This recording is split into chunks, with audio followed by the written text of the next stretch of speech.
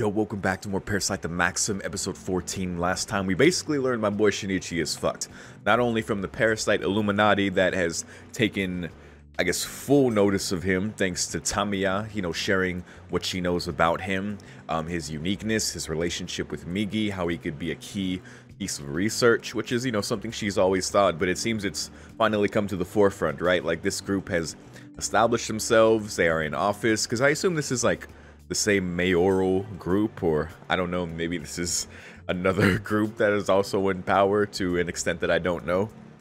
Either way, they were in the boardroom, they have space, they mentioned the designated feeding areas, which apparently that guy who killed Kana was not supposed to be at, so even that was a mistake. That feels even worse.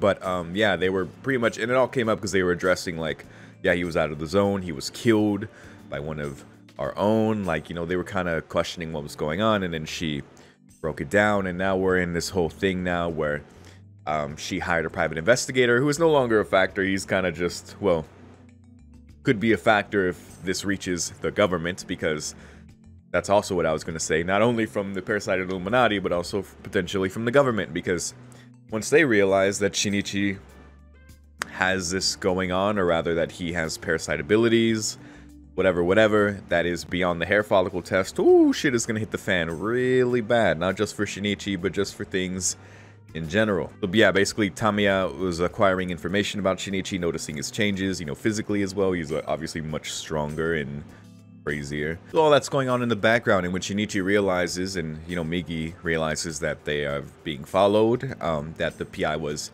videotaping them, and Shinichi obviously let him get away. He didn't want to kill him, which was the right choice, but he is fucked, so obviously you can argue that morally, of course, it's right to let him live. However, very big risk.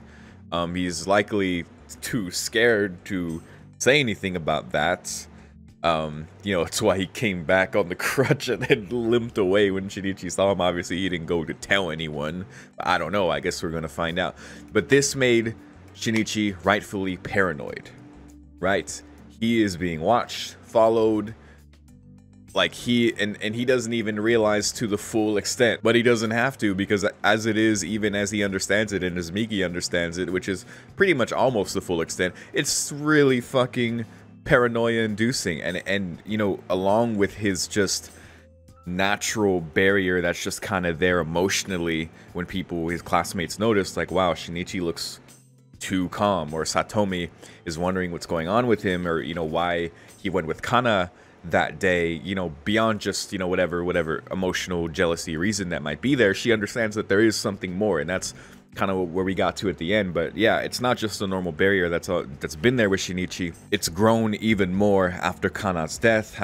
We saw, like, the where he was mentally, how he could see his classmates looking at him, and it's more isolated than ever. And when it got to the end, that included Satomi, because to protect her, he couldn't tell her the truth. He wanted so badly, dude. It was, man, it was so, like, fucking emotional for our boy, and just to watch, obviously. Like, really powerful moment, especially as she turned around and he's, like, retching to say her, and then Migi is transforming as if he's about to kill her, and then he reverts immediately to calmness and says everything is okay, which she knows is not true.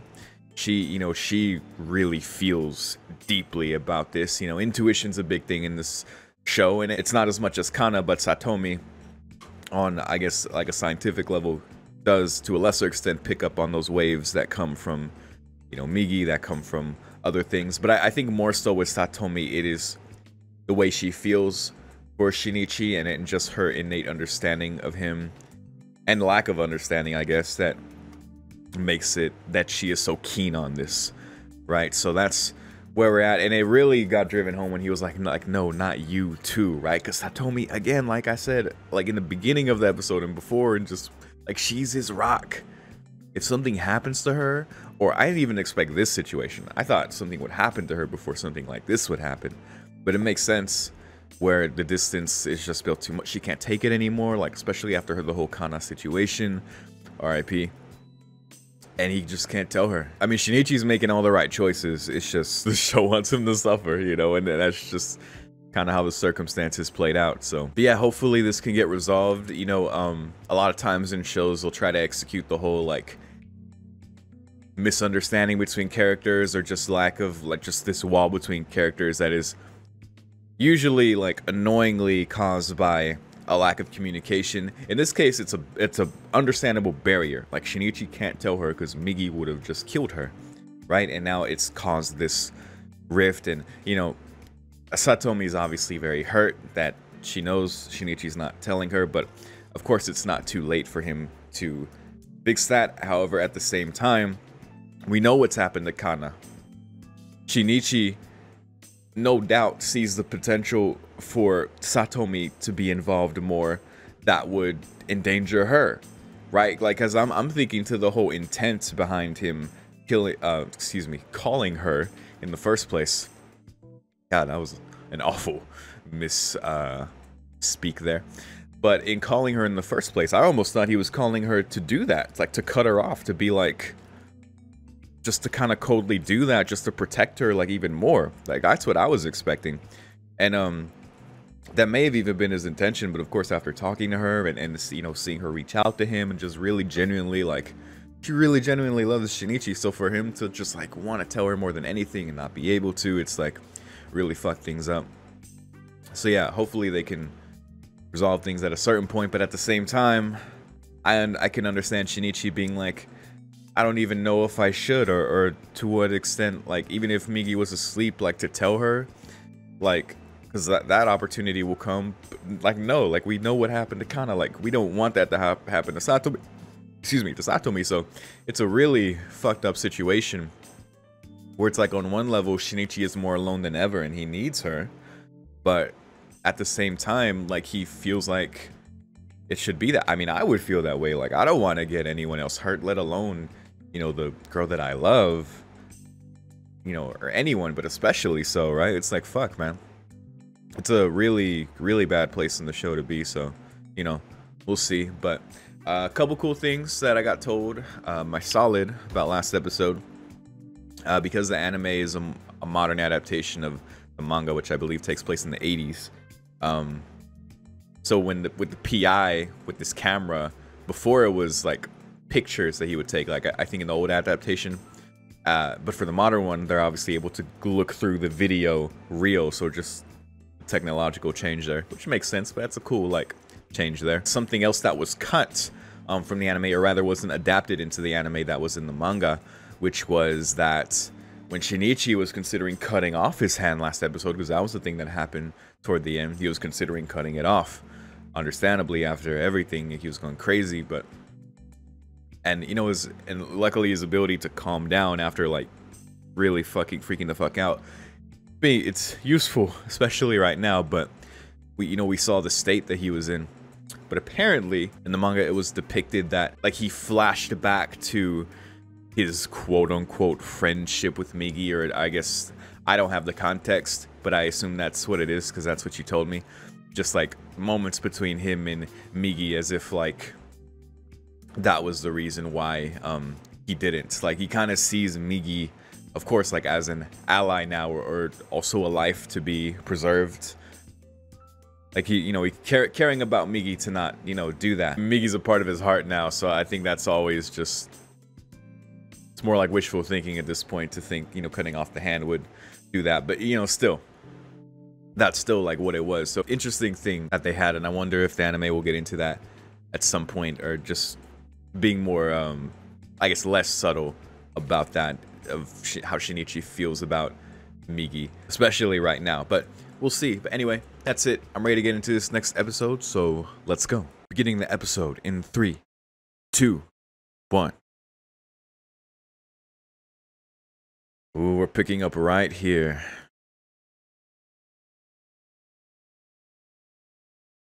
They did well at drawing his eyes to look empty as well. And then not so much there, yeah. Because when he was thinking goodbye there, then he showed it. Very good. Don't like it, but it's good drama. Hopefully it's resolved soon. Man, poor Shinichi. My boy's been going through it constantly. Constantly. This was a much different show when he was just a high school student living with his parents, just trying to hide this weird parasite to combine with him.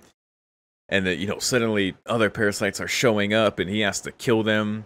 Like, it could have been like a Monster of the Week, just high school kid trying to protect his family, but always succeeding, you know, some shit like that.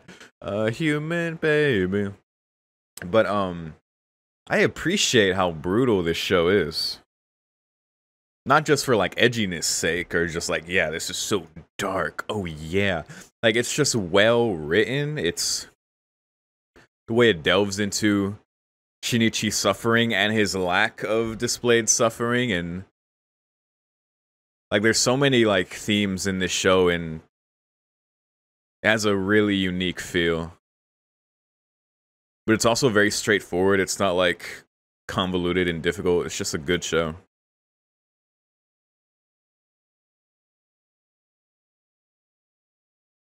The selfish gene. Yeah. That's a good point, too. Mm-hmm. Yeah, he didn't tell Migi. He was on his crutch. Yeah. Oh? Oh, is he gonna say that means, mm-hmm.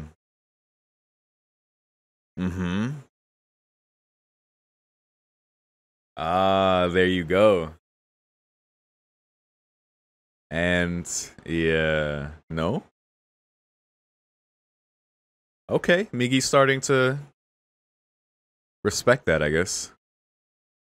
Nice. So yeah, that's gonna lead it to Tamiya. That's a good deduction. We should table killing for now. Okay, well that works. An ally, your boy? Oda? Come on, you gotta remember, man. Let's go. Hey, let's go, dude. I missed him. I know, right? Oh, thank goodness. When he's alone more than ever. The one friend who's still there. No shit. Shut up, Parasyte. Still a horrible place to have a parasite. God. Just off that guy.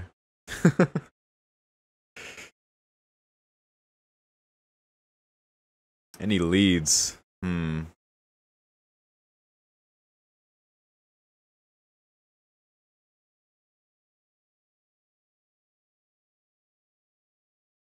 Okay.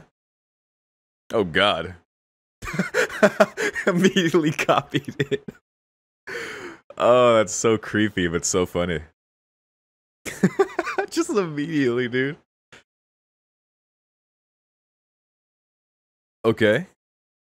So what is it now? Joe. Poor Jaw. Okay. Alright. Did you see Shinichi smile? So forced.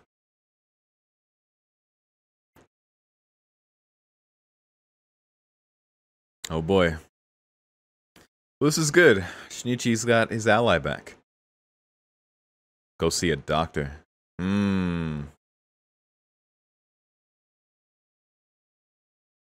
Yeah, she has to downplay it, of course.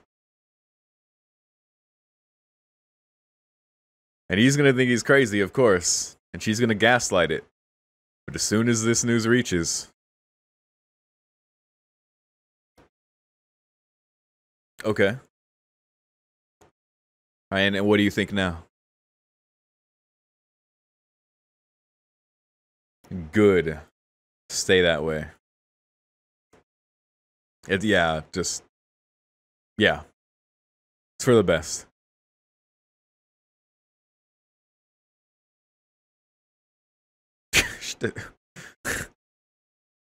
Sorry, buddy. You're gonna have to deal with that trauma the rest of your life.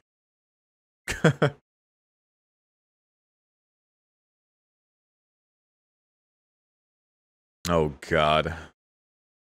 Did I? God damn it. She gonna have to kill this guy.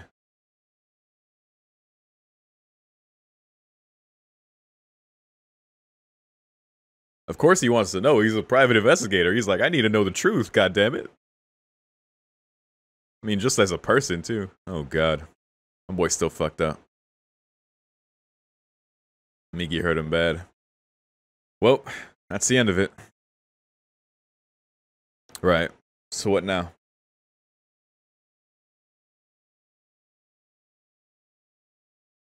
I was wondering that.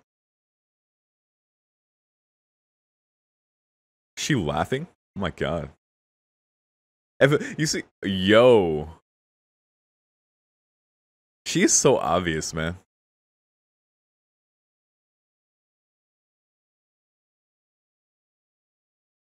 Yes, you were. Oh, the first time. That's true. Oh no, she's developed a human cruelty. Ah. Oh my god, so disturbing.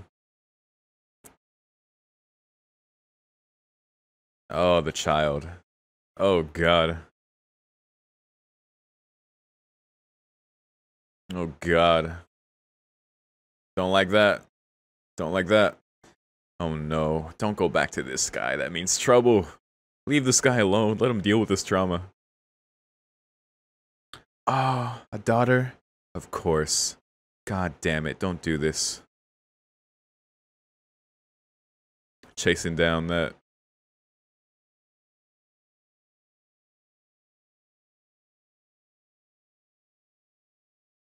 She better not be transformed as her. I swear to God.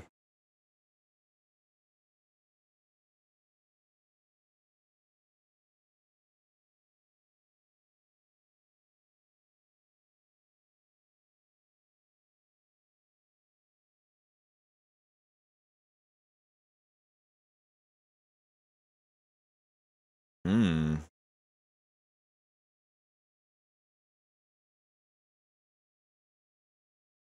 For God's sake, listen to her. Don't get involved in this plot.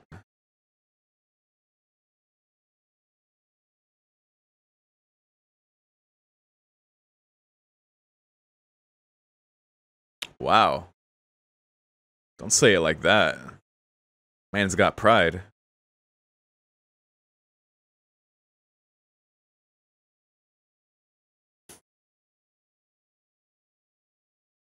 He's got Western mystery stuff. Oh no, don't surprise anyone, dude.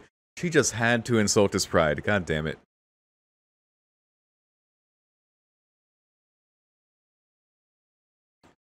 Look at our boy.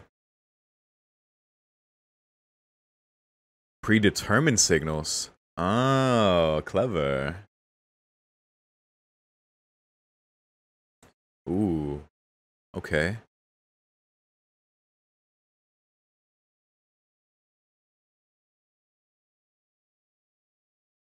You find out who hired you. Good. Sorry, buddy. Damn, dude. Scary.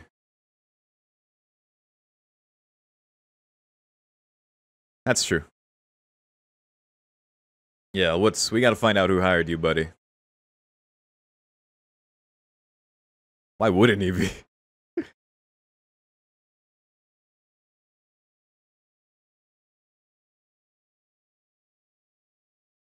Okay. He's like, yes, I want to know.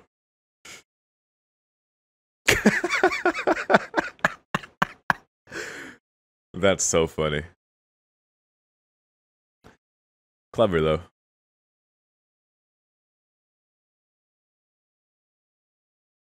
His life is at stake. All right. Mmm. Everything. Wow. He's crying again. Oh, Oda. Okay. Yeah, yeah. Unfortunate, but understandable.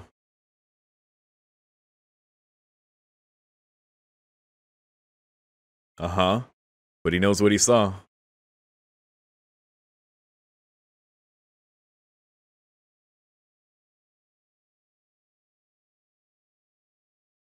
Yep, that's important.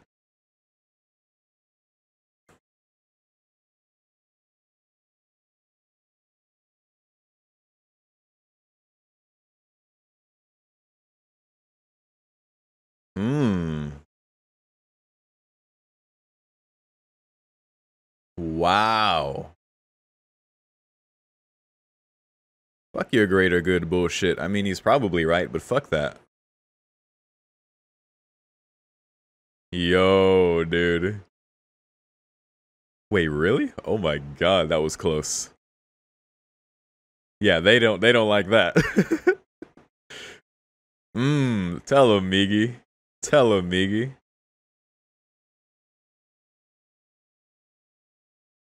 If you have the right to live, so do I. Oh my god. Mm-hmm.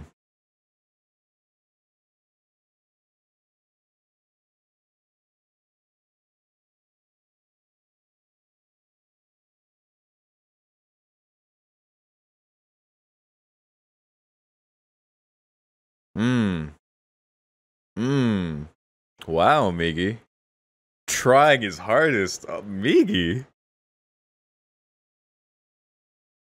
Wow. Miggy understands a lot now. That's what I'm saying, dude. Holy shit. Yeah, he's saying it with purpose, but the fact that he even understands to say it like that is crazy. But who knows?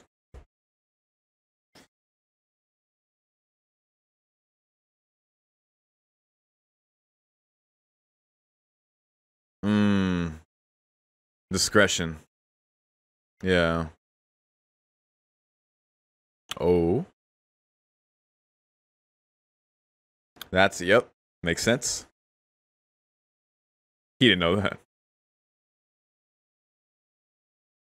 Oh, damn. Big brain Miggy.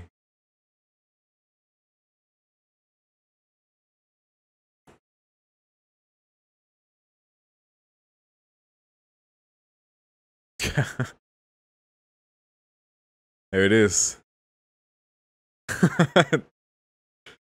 That's one thing humans have. Creativity. That's true.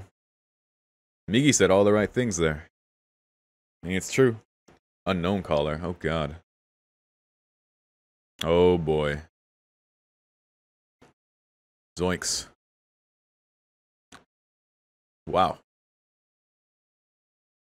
A meeting? Oh, boy. What is she trying to pull here? Miggy better not pass out during this. Hopefully he has a stable circadian rhythm.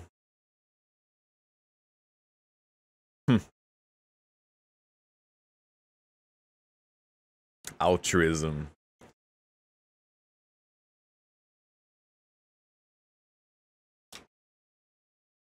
Mm-hmm. A human baby. Just laid him on the seat. I didn't know you could do that.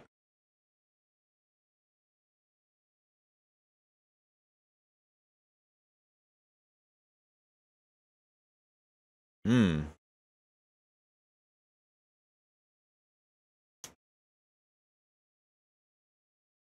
Oh, God.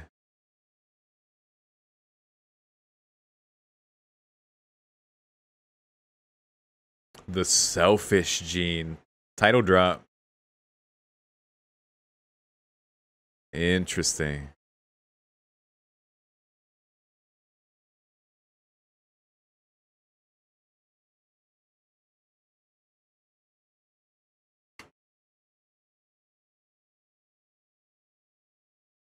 Hmm.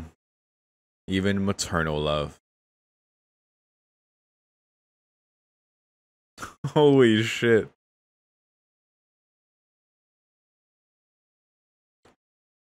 That is very scientific.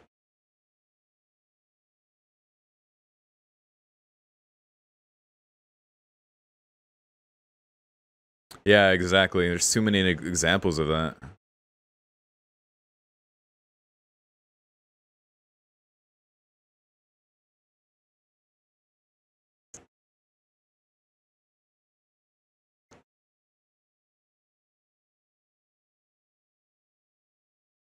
Hmm.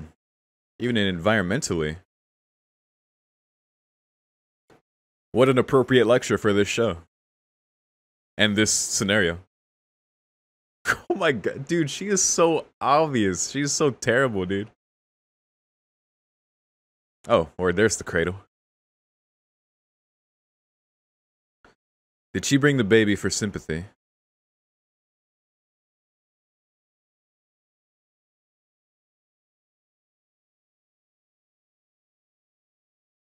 Interesting.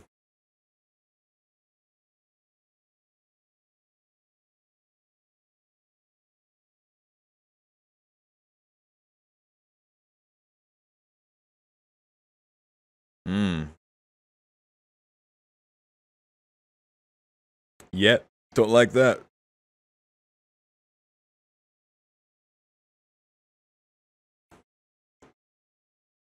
I don't know about this, man.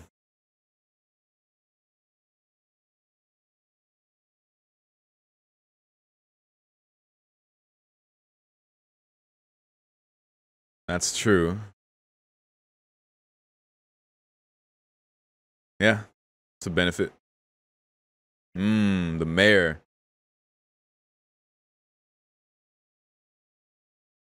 Yeah. That's clear.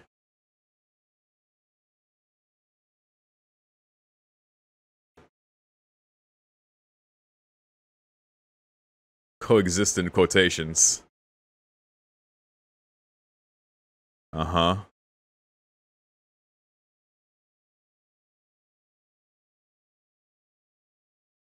That's true. That's true.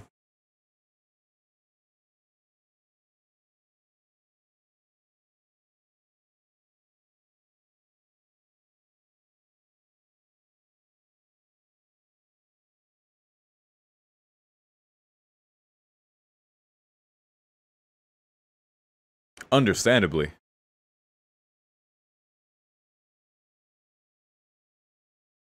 Oh yeah, he's way different now.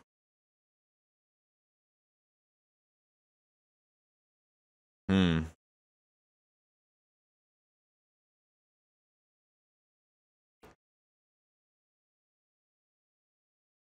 Mother and child. Oh man, dude. Oh my god. She's going all Kirei on him right now. Oh no, dude. Shinichi, please.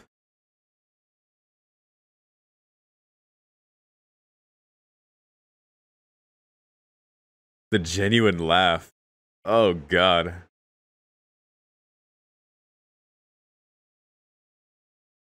Yeah, the baby like picked up on it. Oh my god. Of course. I knew she brought him for a reason. God damn it. Oh, these two. She just walks away immediately. Oh yeah. Immediate. Just went mute. The audio engineer just pulled the fader down. Mute.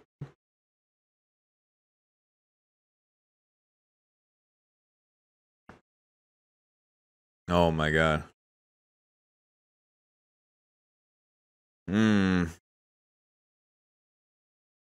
Awful. I know, that is such a awful statement.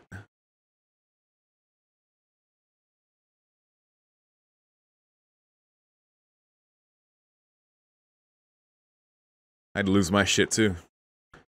Fortune teller. Oh boy. This is Yakuza 0 all over again. Been through a lot. The left hand. A hole in your heart.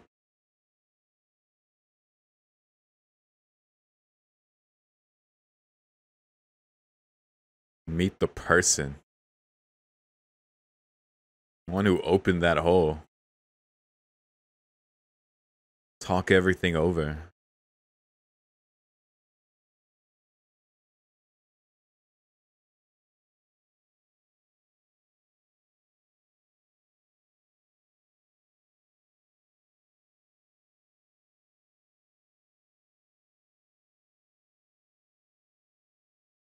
Yo.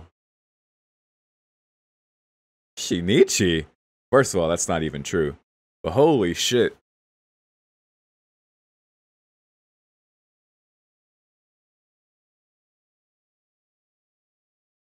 That was scary, Shinichi, at the end there. That's funny, throwing a fortune teller in there. I mean, she had good instincts about a hole in his heart. But, yeah. As far as talking things over. Scary, Shinichi.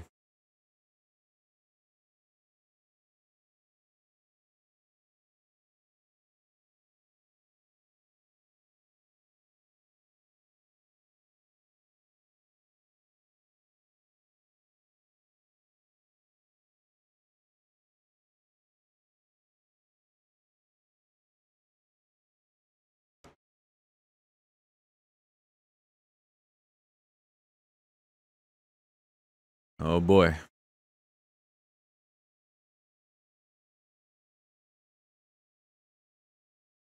Whoa. Chikai. Something wicked. Alright, I just want to say again, I'm really happy Oda came to help Shinichi this episode, because I've mentioned it just throughout ever since he's appeared. I stopped after a while, but of course, just like, dude, he's his ally. Like, it would be so cool if, like, when Shinichi really felt the most isolated, and now even from Satomi, that he still had someone to call on, right? Like, I didn't want Oda. Like, I thought it was for the best, of course, that he hadn't showed up for a while. I was like, okay, well, I guess it's best that he doesn't involve himself in what's going on too much, because I don't want him to be in danger. But of course, you know, Oda himself, he accepted, like, he wants to help Shinichi. He's like, of course, you're the only one who understands me, dude. Of course I'm gonna help you. Then when he told his story again to the PI, Oda cried again. Like, he's just such a sweet guy. But so yeah, that was great. Got down to the bottom of the whole private investigator. It was good. So yeah, shout out to Migi and Shinichi working together, and Migi coming to respect Shinichi's desire to not kill humans, like just outright fully acknowledging it, and also the fact that if Migi doesn't respect that, then they can't work together effectively. You know, Shinichi considers like getting rid of him. You know, Migi can feel this, so logically Migi was like, okay, sure, like, yeah, we need to work together, so I'll respect that for now.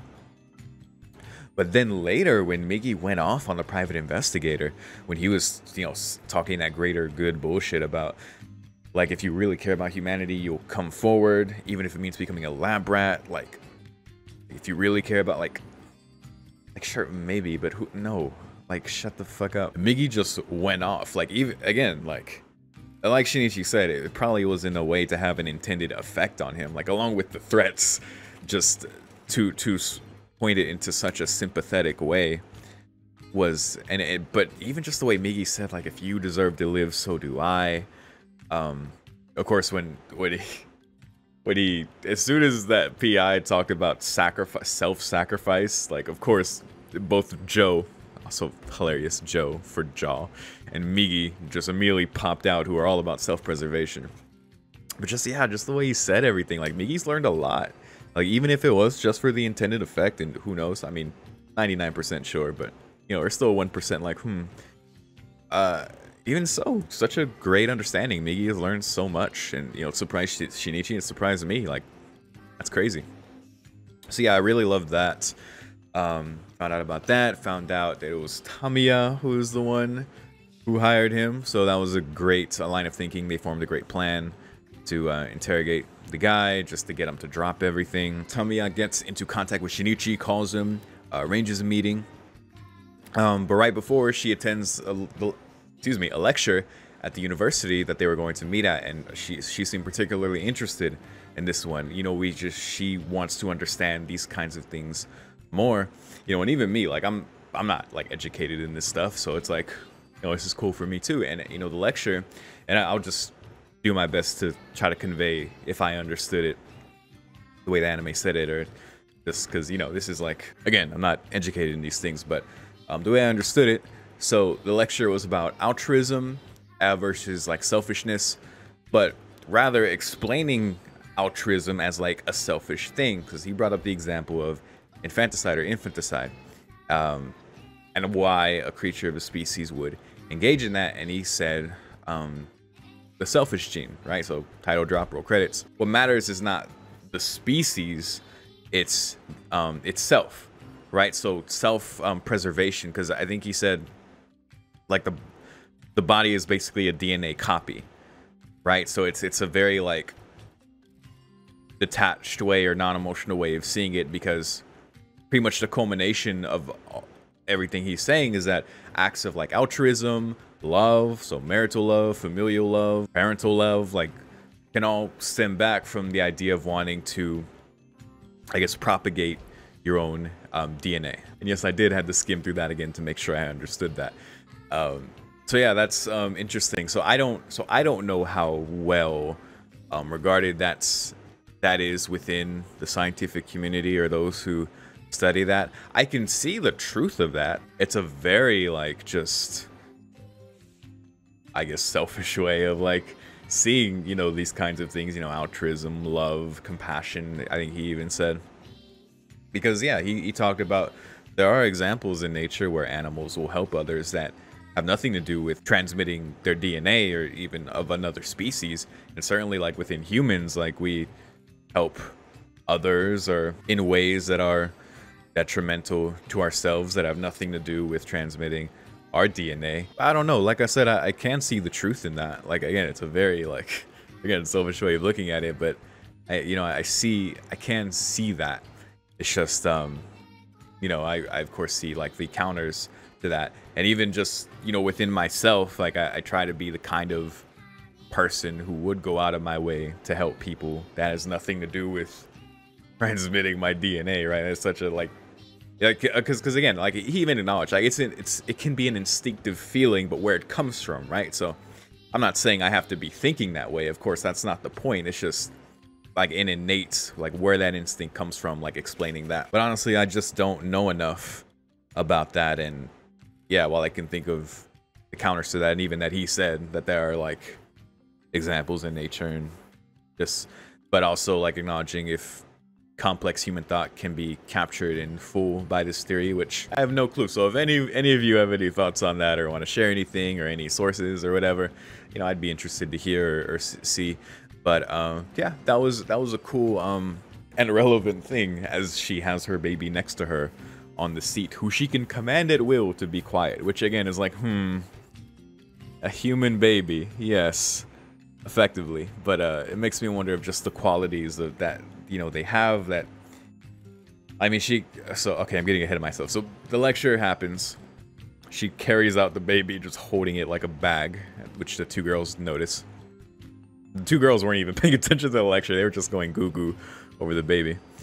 But Tamiya meets Shinichi on the roof, and this whole confrontation. Now she brings the baby, which immediately I was like, oh, this is strategic. Which of course, like we know how she would think.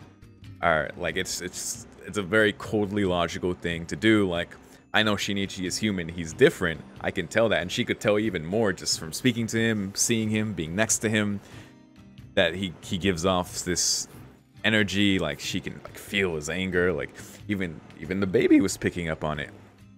And she acknowledging that, you know, it seems babies, our children pick up on those things more, which is true, you know. But yeah, it's just crazy how it weaved in these, like when it comes to parental love, her bring her child, and how it ends up getting into like taunting Shinichi about his mother, like when she asks him about like what changed, like what happened, you know, how did Miki like, how did this happen to you? And then it gets to that, and she like reads into it and tortures him with it, and she starts genuinely laughing, because that's something that happened this episode. She noticed she genuinely wanted to laugh at the private investigator, and it was and when she did it there with Shinichi, like the expression, the way she was drawn looked genuine. It looked like a human laughing, like her neutral expression, and just all like the full Parasyte's expression looks so obviously just unnatural, and like I'm sure that's mostly for our benefit, and like whatever, some people are more like, and I know when I'm not conscious, like I had to learn to like consciously like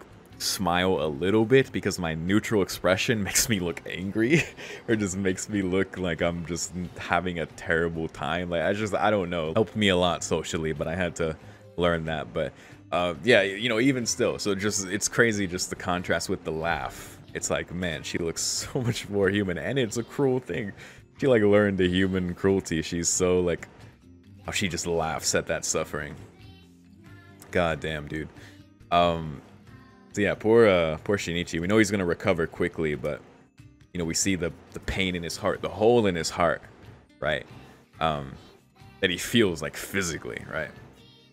Which again makes me, so yeah, the way that all weaved into each other, like again, the show is very well written, that it did that, tying into lecture, you know, her and the child, or using the child as a shield, and it's like, oh, I knew she would do that. But it pissed Shinichi off when she was saying like, I haven't done anything yet, right? Or using him as a shield. Like holy shit, man, you know, with the mother and child thing, like augmenting that, it's like Shinichi was super pissed, and the hole in his heart was hurting, dude. So yeah, it seems like that's something she learned and is probably going to use in the future to make him suffer, just go full Kirei on him. So that fucking sucks, and she's going to keep probably using her child as a shield too, so yeah, pretty X-Men. But yeah, so she walks away. She, once again, the child mutes on a dime when she says to quiet, so like it seems like there's some quality to the child, like it's still her child, so I don't know. It's an interesting thing that she's like continuing to try and understand.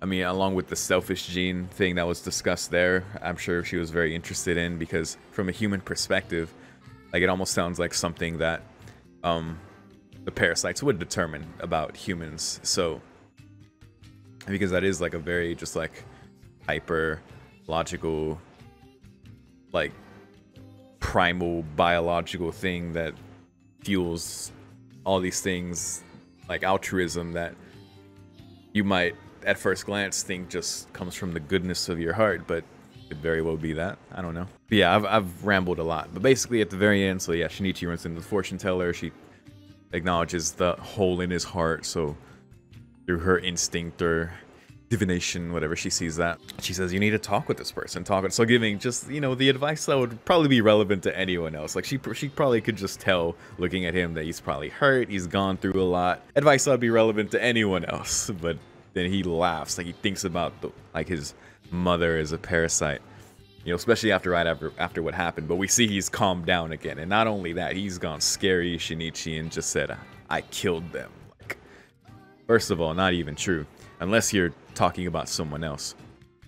But yeah, pretty freaky, and another good episode, man. That was very cool. Again, glad Ola came back, glad Tamiya is more into the picture and really has become the antagonist to Shinichi right now in a very weird and fucked up way, you know, let alone with the mayor and their whole group there. So yeah, I don't know to what level this show is gonna go to, but that's where we're at now.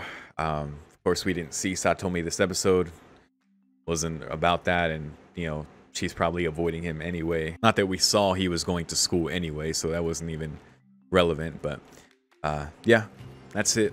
Again, another good episode. So if you have anything to share about this one, as always, feel free. But otherwise, thank you for watching. If you're seeing this on YouTube, excuse me, I do early access to these episodes on my Patreon in the description for $5 if you want to get early access. My reactions to this, I'll be 3 episodes ahead at all times of whatever episode you see is current on YouTube. A few episodes ahead on Patreon. So check that out if you want to support the channel and get instant access to those. But otherwise, thank you for watching again, and I'll see you next time. Peace.